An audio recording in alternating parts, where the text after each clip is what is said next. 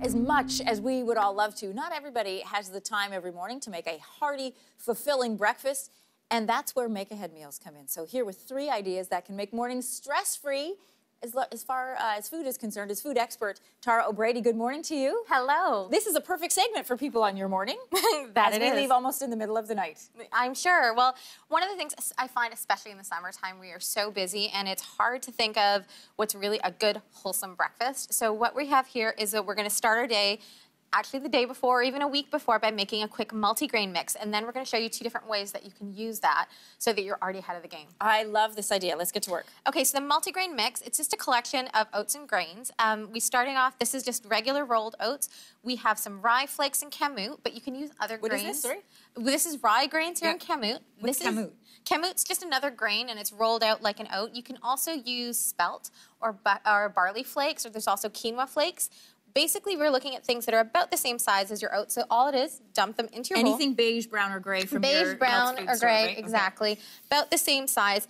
Even though some of these have gluten in them, you can easily make it gluten-free if that is a concern, because we're not using any of the gluten in any of the later recipes. Okay. Okay, buckwheat groats. And then we have wheat germ. You can also use oat.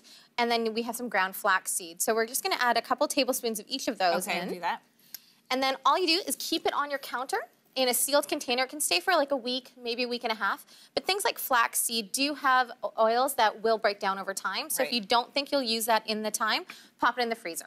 And then you can actually use the mix from frozen, and it'll last a really long time in there. So you have this dry mix, and you said we can freeze this? Yes, you can absolutely freeze it. Okay. Yeah, and then all this is you can mix it up in your bowl, into a sealed jar on the counter or in something like a Ziploc bag in the freezer. Okay, so we've got our base started, but how do we actually serve it for people to eat? Okay, there's a few different ways. You can actually cook this like a regular stovetop porridge. What we've done here is done a soaked overnight cereal. So all it is for every 1 part of your mix, you're going to use 1.5 times that of liquid. That liquid can be a dairy milk, can be a nut milk, can also be a light juice, something like apple juice. The only key that you're looking for is that you're going to add a little bit of lemon juice. That breaks down something called phytic acid, which sometimes can bind to nutrients, which makes it hard for the body to absorb it. So this was my question. How do we stop it from getting glumpy? But that is actually breaking down the nutrients so that your body can absorb them. To keep it from getting glumpy is that you can get it nice and soaked overnight, so you're getting a slight fermentation of the grains, and then the next morning, thin it out to the consistency you like. For this, though, we do add an extra ingredient, and that is going to be a little bit of chia seed. Chia seed gives it like a great velvety texture, and we're also adding a bit of grated apple. So in comparison to like a soaked steel-cut oats or a chia pudding, we've got a lot of textures going on here.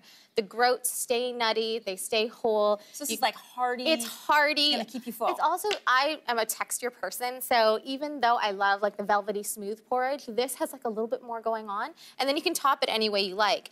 We've had a couple of tropical kind of looks here with a bit of mango, pineapple, coconut. You can also use fresh fruit and yogurt. One of the things that I love doing is adding a bit of granola so you get crunch against all this creaminess. Nice. So you can really do it up to how you like, and one of the things I love about it is you can get jars like this in the fridge the day before, and then your kids can just grab one and go. This was my favorite tip that you had, is the fact that you can leave this in the fridge for your kids. So because they're on summer holidays and maybe, you know, everybody's not getting ready for breakfast at the same time, you can say, or a Saturday morning, go help yourselves, there's healthy breakfast in the fridge. Have it, you know, with a jar like this, a lot of them, especially if you go with the smaller jars, the skinny ones, that the 1-cup jars, those will fit in your car's drink holder. Oh, another good tip. Especially if you're on the way to the pool or on the way camping, grab and go. Okay, so that's the sort of...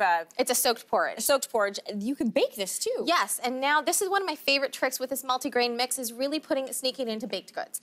Sometimes I'll put it into things like pancakes or waffles or muffins, things where a bit of softness is really welcomed. Since again, we're not really using the gluten, you can't always put it into something like a yeasted bread. Right. Because you will be losing some of that structure that the gluten really gives you. So in a thing like a scone, it gives you a great muffin top-like texture. These scones, even though they have a bit of sugar on top, are really more of a substantial breakfast scone. And this was another one of your mom tips, which I really loved. You put crystallized sugar on top because... Yes. A large grain sugar on top means that, first of all, it looks great for kids, but the sweetness is the first thing that they taste. And so you got a great crunch and crust on the outside, and then the inside is fluffy and light. And here's a great tip for how to form your scones. If you're worried about overworking your dough, put it in a cake pan like this, pat it out like you were making a sandcastle, flip it out, perfect disc. Oh, look not at that. Overworked Great dough. shortcut. Yeah, and then from there, cut your scones into your wedges and you're good to go.